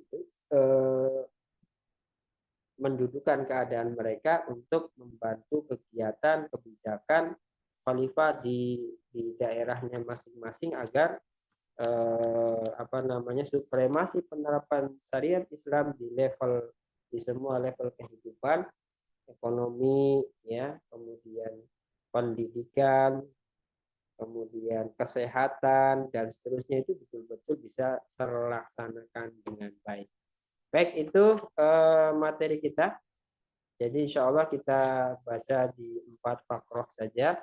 Mudah-mudahan nanti di pertemuan yang akan datang kita lanjutkan bahasannya, melanjutkan fakroh berikutnya masih di bab yang sama. Tadi Roisul Jalasa sudah memberikan guide ya, bahwasanya insya Allah di setiap malam Selasa ini spare waktu yang kita agendakan dari pukul 20 sampai 22 itu ya, spare pertama pukul 20 sampai pukul 20.15 ini registrasi ya, teman-teman masuk ruang kelas Zoom meeting ya. Bagi yang ada kegiatan misalkan baru pulang kerja atau ada kegiatan dakwah yang lainnya, boleh silakan langsung bergabung manakala kegiatannya telah selesai. Baru nanti pukul 20.15 kajian dibuka oleh Roisul Jalasa, kemudian ditugaskan kepada pemateri sampai dengan pukul 21.30, yaitu qiraatul kitab fakratan ma'a fakrotin, pembacaan kitab paragraf demi paragraf, kemudian nanti ada beberapa taklik yang dikomentari oleh pentaklik, kemudian insya Allah nanti disampaikan, kemudian diperluas dari paparan materi terkait dengan hal-hal yang dianggap penting dan perlu diperluas kajiannya dalam persoalan yang sedang dibaca dalam perspektif kekinian begitu ya. Mudah-mudahan hal itu bisa menjadi perbendaharaan kita di dalam mendudukan persoalan-persoalan kaum muslimin. Baru nanti di pukul 21.30 nanti bisa untuk tanya jawab.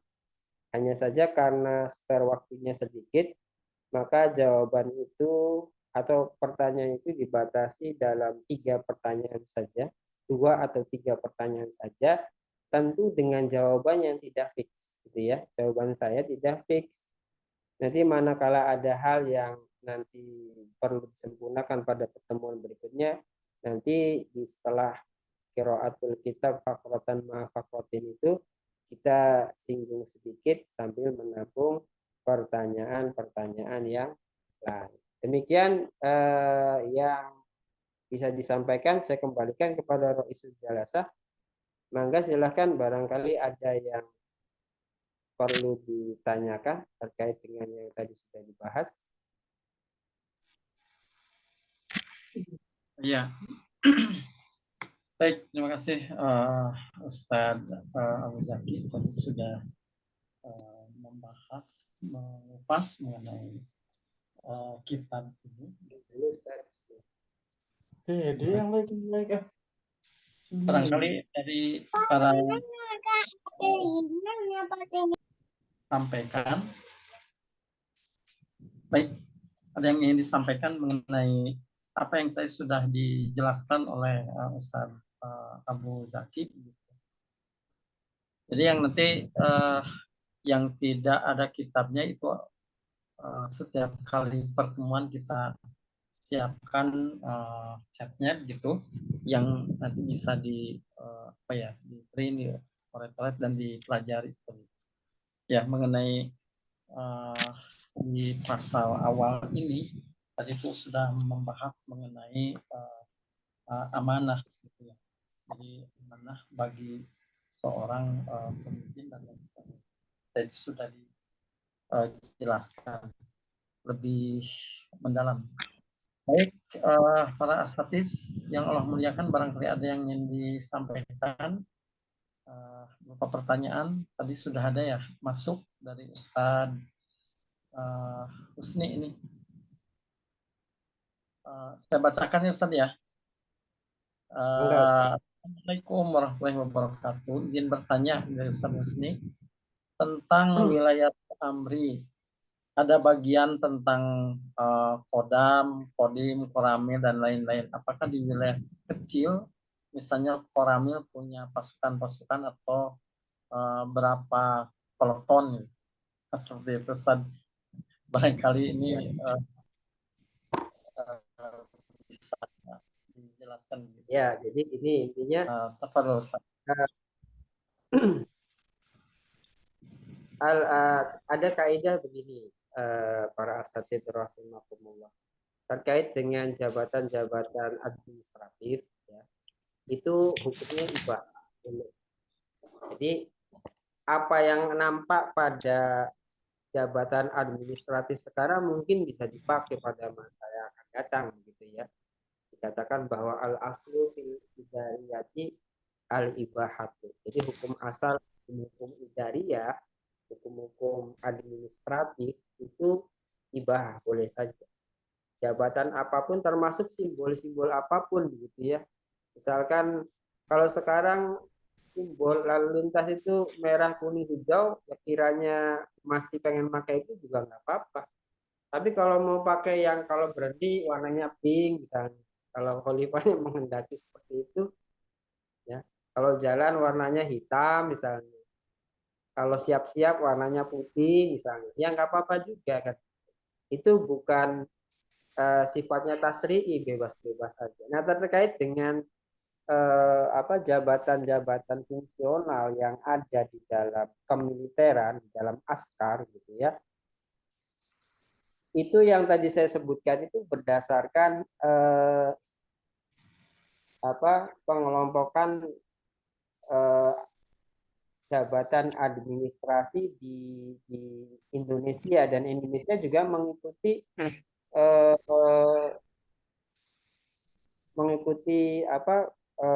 aturan dunia, memang begitu.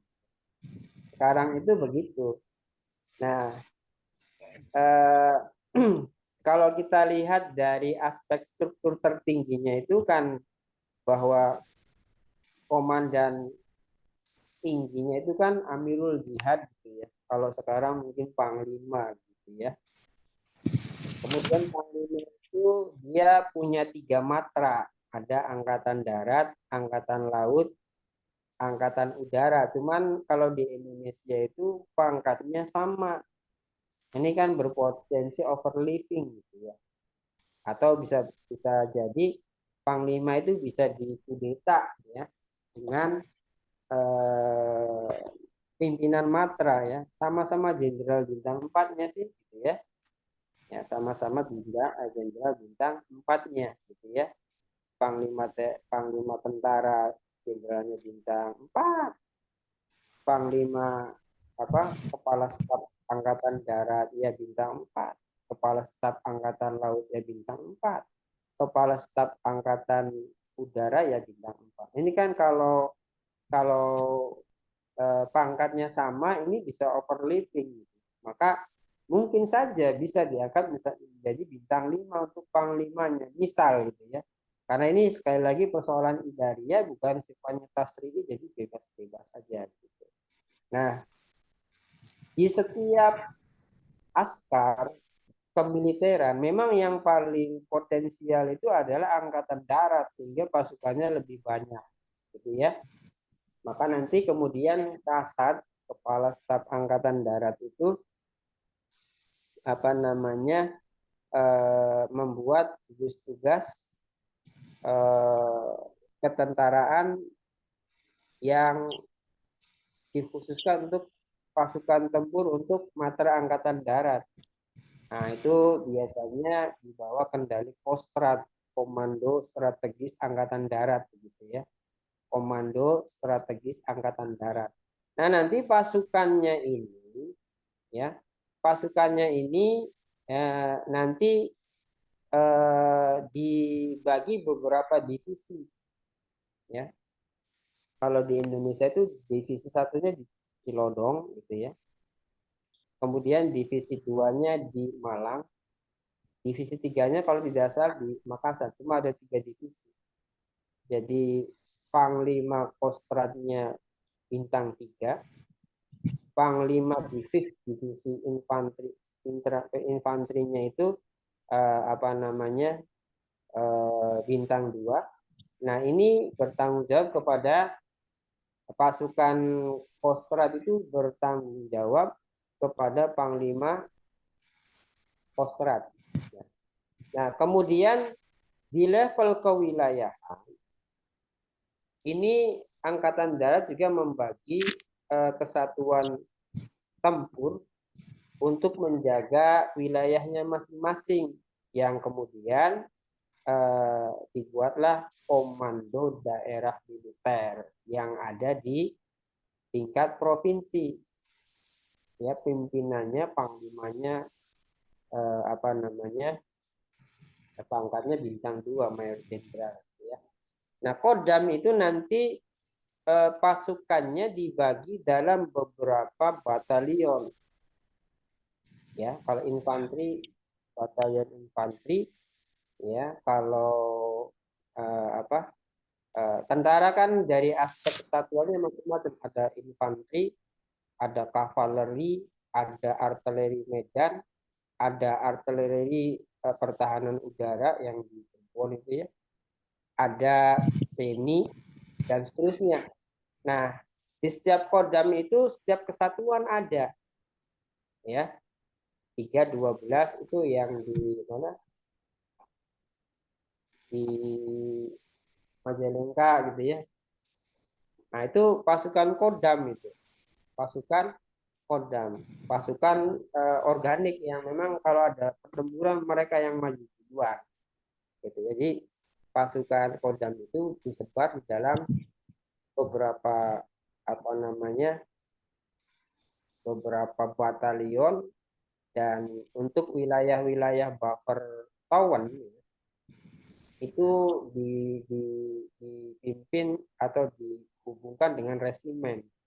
Kayak Jogja itu kan provinsi, tapi dia nggak punya Kodam dia. Masuknya Kodam Diponegoro ya, Kodam 4 Diponegoro. Makanya dia hanya diberi lembaga ketentaraan yang levelnya hanya resimen. Resimen itu komandannya antara kolonel dengan brigadir jenderal. Sementara Kodam itu kan mayor jenderal bintang 2, ya. Nah, jadi tentara Kodam itu nanti disebar di dalam batalion-batalion tempur yang disebar di beberapa kabupaten, ya. Nah, kemudian gugus ketentaraan yang ada di dalam Kodam, setiap batalion itu, di dalam batalion itu yang gemuk 800 orang personil, ya. antara 800 sampai 1.200 ya personil ya.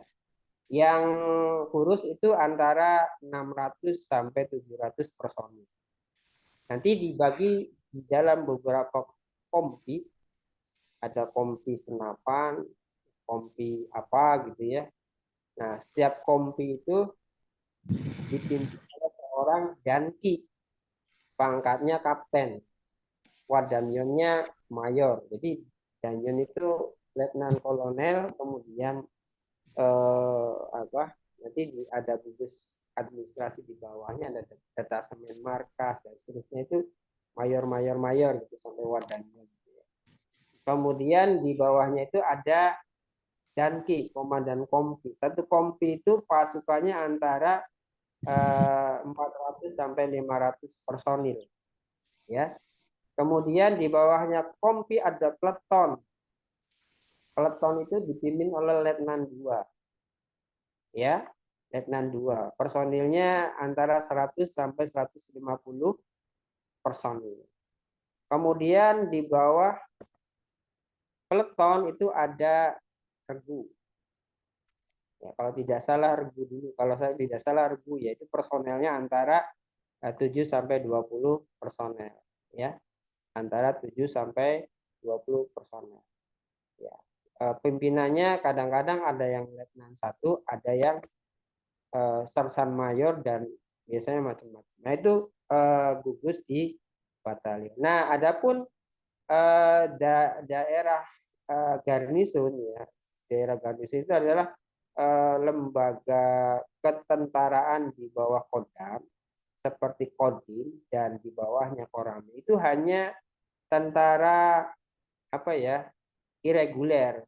Tugas dia itu sebenarnya sudah tidak lagi melakukan tugasnya itu sudah bukan lagi sebagai tentara organik yang kalau tempur dia maju. Justru yang maju itu orang-orang atau tentara-tentara yang ada di batalion.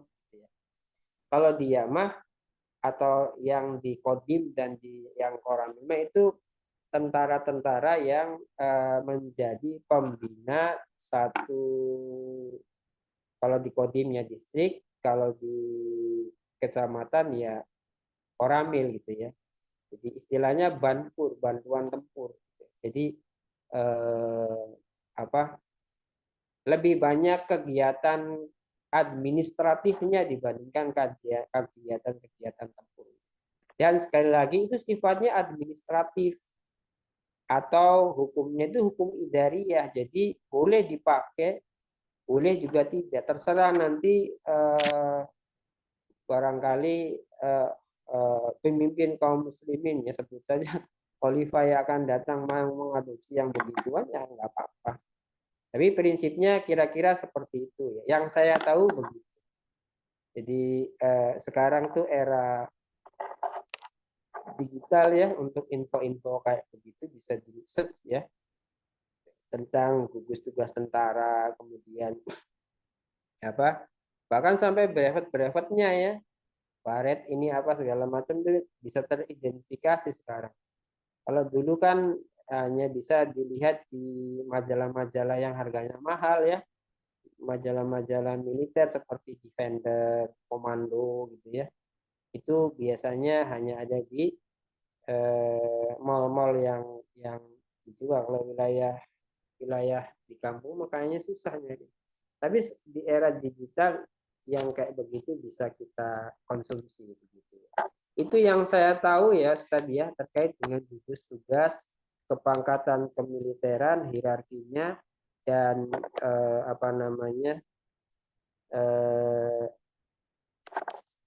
dan pernak-pernik yang ada di dalam. Jadi yang ada di Koramil, yang ada di Kodim itu, bapak-bapak kita di situ tuh beliau tidak punya tugas tempur, dia hanya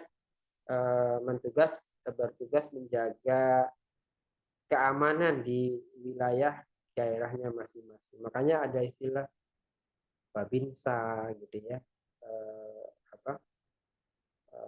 untuk desa A personelnya 1 orang gitu ya, mengayomi ya, mau warga masyarakat, mau ya, ini mengayomi ya, mengayomi masyarakat gitu ya, untuk menjaga masyarakat dari serangan-serangan yang sifatnya ideologis gitu ya, biasanya gitu. Baik, itu Ustaz jawabannya Ustaz. Mangga silakan, barangkali ada yang menyempurnakan yang tinggal di kota mungkin lebih tahu. Ini yang kedua gimana? Tentang keuangan. Tentang keuangan Ustaz, katanya Ustaz. Apakah nanti khilafah membagikan keuangan ke masing-masing daerah atau bendahara wilayah mengajukan kebutuhan lalu Baitul Mal pusat membagi uangnya sesuai dengan kebutuhan daerah, semacam membuat APBD. Nah, ini materinya masih jauh nih. Ya, sebenarnya ini materinya belum ke situ, kita baru apa namanya? Baru permulaan. Baru permulaan. Ya, tapi ya nggak apa-apa lah ya, kita jawab ya. Jadi jawabannya ini tidak fix ya, nanti kita baca kembali referensinya kalau ada hal yang perlu di revisi ya, nanti kita revisi. Pertanyaannya tadi ya nggak apa-apa lah, daripada sepi nggak ada yang ditanya tentang sistem keuangan. Apakah nanti khilafah membagikan keuangannya ke masing-masing daerah atau bendahara wilayah mengajukan kebutuhannya lalu Baitul Mal pusat membagikan uangnya sesuai kebutuhan daerah. Jadi ada transfer keuangan dari pusat ke daerah gitu ya. Kalau kita lihat di dalam Adz-Hijjah itu ya, di situ ada bahasan tentang an-nafaqat wal waridat fi daulatil khilafah gitu ya. Nafaqat itu sumber-sumber pendapatan negara. An-nafaqat itu sumber-sumber pembelajaran negara, al-waridat itu adalah sumber-sumber pendapatan negara. Nah, sebenarnya bicara tentang distribusi keuangan negara itu nanti khalifah yang membuat blueprintnya, gitu loh. Secara umum khalifah nanti yang membuat blueprintnya, ya, terkait dengan kebijakan-kebijakan publiknya. Walaupun nanti ada ya semacam hearing gitu ya dari daerah-daerah tertentu yang misalnya sebelumnya mengalami perlambatan dalam pembangunan, maka mungkin ada prioritas-prioritas tertentu gitu ya. Itu yang saya pahami begitu ya. Jadi tidak seperti pola yang sekarang, nanti daerah mengajukan ke pusat nanti mentransfer ke daerah, baru kemudian daerah mendistribusikan. Itu jawaban sementaranya Ustaz. Jadi sifatnya sentralisasi begitu ya, bahwasanya distribusi keuangan itu nanti khalifah lah yang akan menentukan kebijakan-kebijakannya pada sektor keuangan publik terkait dengan distribusi keuangan itu. Kalau yang sudah jelas kan zakat sudah jelas gitu ya. Kalau kita misalnya diambil dari sumber daya alam, ya waridatnya itu ya, pos pendapatan negaranya itu ya sumber daya alam itu yang paling utama, sumber daya mineral, kemudian hutan. Ya hutan itu sumber daya alam sih, baik migas maupun non migas itu nanti kebutuhan daerah itu nanti khalifah yang akan mengkajinya ya, melalui tadi ya wakil-wakil para nuwab mereka dalam aspek pemerintahan maupun administrasi yang nanti memberikan gambaran-gambaran utuhnya kayak apa. Ya. Kalau model APBD mah kan berarti nanti yang buat ini dong, anggota DPRD kan ya. Jadi pemimpin mengajukan anggaran, Anda dikaji di DPRD, disetujui, baru nanti dicairkan.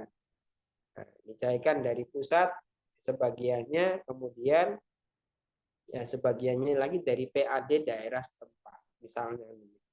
Dan saya kira tidak seperti itu, tetapi melalui jalur sentralisasi, bahwasanya khalifah lah yang nanti akan membuat blueprint dari kebijakan-kebijakan ekonominya terkait dengan distribusi kekayaan negara untuk dinikmati oleh rakyat. Wallahu a'lam bishawab. Ya. Ya, masalah baik Ustaz. Hatur nuhun jazakallahu khairan katsiran. Ustaz Muslim. Ya. Tadi ada dua pertanyaan dari semuanya dari Ustaz Husni yang memang ini nanti akan dikupas tuntas gitu ya kalau kita mengikuti di kitab ini. Nanti ada insya Allah sampai ke situ. Jadi kalau sekarang itu masih menyangkut dengan penunaian amanah ya untuk apa sebagai pemimpin yang harus amanah. Baik Ustadz, waktunya mungkin tinggal 4 menit lagi Ustadz. Ini dari awal sampai akhir mungkin Ustadz ada hal dari yang disampaikan itu sebagai apa ya intisarinya dari tadi yang disampaikan itu mungkin ada kesimpulan atau ya kesimpulan lah dari isi kitab yang tadi kita sudah kaji bersama-sama Ustaz. Ada waktu ya 3 menit Ustaz. Ya, baik. Jadi teman-teman semua sebagai khulasah atau kesimpulan dari apa yang kita kaji pada kesempatan malam hari ini, bahwa kekuasaan itu adalah sesuatu yang memiliki tanggung jawab yang besar. Maka ketika kita menyia-nyiakan tanggung jawab itu, maka dosanya juga dosa yang sangat besar, karena dampak yang diambil dari kebijakan dari seorang penguasa yang salah itu tidak hanya berdampak untuk pribadi, tapi berdampak untuk seluruh masyarakat, sehingga dosanya besar. Jadi kalau kita melakukan kesalahan itu dosanya untuk kita, gitu ya. Tapi ketika kebijakan ya yang kemudian kita ambil dan kebijakannya itu menyengsarakan masyarakat, maka itu dosanya sangat besar. Memang bahasanya tidak menanggung dosa manusia, tetapi ia menanggung doa mas'uliyah. Kan dikatakan kullukum ra'in wa kullukum mas'ulun an ra'iyati, bahwa setiap kamu adalah pemimpin, maka setiap pemimpin bertanggung jawab atas apa yang dipimpin. Memang bahasanya bukan menanggung dosa semua orang, tetapi dia punya doa mas'uliyah yang Anda bisa bayangin berapa orang yang susah gara-gara kebijakan yang salah dari seorang pemimpin. Oleh karena itu, ketika kita hendak mencari pemimpin yang ideal, maka perlu diperhatikan pijakan-pijakan di dalam. Dan ketika kita menjadi seorang pemimpin, hendak memilih pejabat-pejabat sebagai nuwab kita, perwakilan kita di daerah-daerah yang nanti mereka bertugas, maka kita juga harus mampu men-screening mereka, apakah itu dari aspek kapabilitasnya, kemampuannya, dan seterusnya. Sehingga itu tidak menjadi sebuah penyesalan kelak di yaumil qiyamah. Itu saja yang ingin disampaikan teman-teman semua. Mohon koreksi, mohon maaf apabila ada kata-kata yang tidak berkenan, yang benar semata-mata datang dari Allah Subhanahu wa taala. dan yang salah adalah karena diri saya. Sekali lagi, insya Allah mudah-mudahan kajian ini berlanjut, tetap semangat, ajak teman-temannya, garis-garisnya, bahkan mungkin kontakannya untuk kita bisa lebih bisa mengkajinya bareng-bareng. Karena insya Allah tadi sebagaimana yang saya sampaikan di chat, kurang lebih kita 7 kitab mutabanat dan non mutabanat, baik yang dihalakohi ataupun tidak, itu intisarinya ada di kitab ini. Jadi sayang kalau tidak diikuti secara terus-menerus, ya. Katakanlah sebagai sebuah mulhaqat, ya, suplemen-suplemen kajian yang barangkali kita jarang mengkajinya kecuali kita dapati dari kitab-kitab mutabanat, gitu ya. Kemudian bagi yang ingin kitabnya boleh nanti pesan ke siapa, Ustadz Aib juga boleh, ke saya juga boleh, agar lebih kondusif mempelajarinya, atau bisa juga dari PDF yang sudah saya bagikan, di print out, ya, kemudian dicoret-coret dan seterusnya. Demikian Ustadz, saya kembalikan kepada Roisul Jalasah untuk menutup jalannya Jalasah pada kesempatan malam hari ini. Wallahu a'lam bishawab. Tafadhol Ustaz. Ya, baik. Terima kasih Ustadz. Alhamdulillah, itulah tadi kajian kita mengkaji kitab As-Siyasah Asy-Syar'iyyah fil Islahi Ar-Ra'i wa Ar-Ra'iyah, ya, karya Syekh Ibnu Syekhul Islam Taimiyah, gitu. Yang tadi kita sudah kaji bersama, itu masih kita di bab-bab awal mengenai bagaimana pemimpin itu harus amanah dan lain sebagainya. Ya, dan tentunya kitab ini adalah kitab yang kalau kita mengkaji kitab-kitab mutabanat yang kita tadi sudah sampaikan, 6 kitab, dan itu bertahun-tahun intinya untuk bisa mencapainya seperti itu. Nah, tapi mudah-mudahan dengan kita bisa mengikuti kajian di kitab ini, ya, kitab Siyasah ini bisa mengcover 6 kitab itu, ya. Dan ini sebagai bahan referensi atau tadi itu, ya, sebagai apa ya, informasi awal mungkin, ya, pada saat kita belum mencapai pada kitab yang kita pelajari seperti itu. Jadi mudah-mudahan ini sebagai bentuk kitab percepatan. Dan bagaimanapun juga ini merupakan kitab yang bisa ini, ya, kalau lihat isinya sangat aplikatif begitu tuh. Karena didukung juga dengan hadis-hadis, kan, kenapa ini terjadi dan lain sebagainya. Itu penulis Syekhul Islam itu justru menyampaikan dasarnya, ya, seperti tadi dasarnya dari Quran surat An-Nisa 58 mengenai amanah, dan nanti didukung dengan hadis-hadis yang lainnya. Baik, seperti itu para asatidz sekalian. Jadi mudah-mudahan sekali lagi kita tetap semangat. Yang hadir saya catat tuh ada 8. Insya Allah minggu depan kita nanti ajak lagi teman-teman kita semua, gitu ya, di grup halakohan kita. Kita dorong untuk bisa mengikuti kajian. Mudah-mudahan tidak bentrok-bentrok, gitu kan. Nah, yang teman saya sendiri mungkin konfirmasinya ada bentrok juga gitu. Jadi Afwan tidak bisa ikut. Kitabnya sudah nyampe juga ke beliau. Baik, itu saja mungkin pertemuan kita di malam hari ini. Mudah-mudahan minggu depan, ya pekan depan lah, insya Allah kita bisa ketemu lagi dengan semangat baru. Dan terakhir, kita juga punya rekamannya, sehingga kalau seandainya tadi selama mengikuti ada yang lepas, terkantuk-kantuk, gitu ya, nanti bisa di review gitu dengan rekamannya.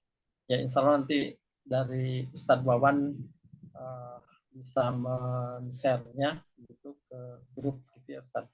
atau nanti ke kita panitia, nanti panitia memberikan kepada mereka yang memang bisa mengikuti, yang mengikuti. Baik, itu saja mungkin para saksi yang Allah muliakan. Waktu sudah menunjukkan pukul 22:04. Terima kasih Ustaz Abu Zaki yang dari awal sampai akhir gitu ya, sudah menyampaikan materinya, dan begitu juga kepada para saksi semua. Mudah-mudahan kita semua bisa istiqomah mengkaji kitab ini. Kita akhiri saja kajian kita pada malam hari ini dengan bacaan hamdalah dan doa akhirul majlis. Alhamdulillahirabbil alamin. Subhanakallahumma rabbana wa bihamdika asyhadu an la ilaha illa anta astaghfiruka wa atubu ilaik.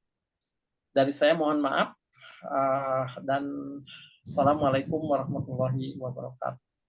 Waalaikumsalam warahmatullahi wabarakatuh. Syukran. Pak Irsyad. Ustaz. Ustaz Husni.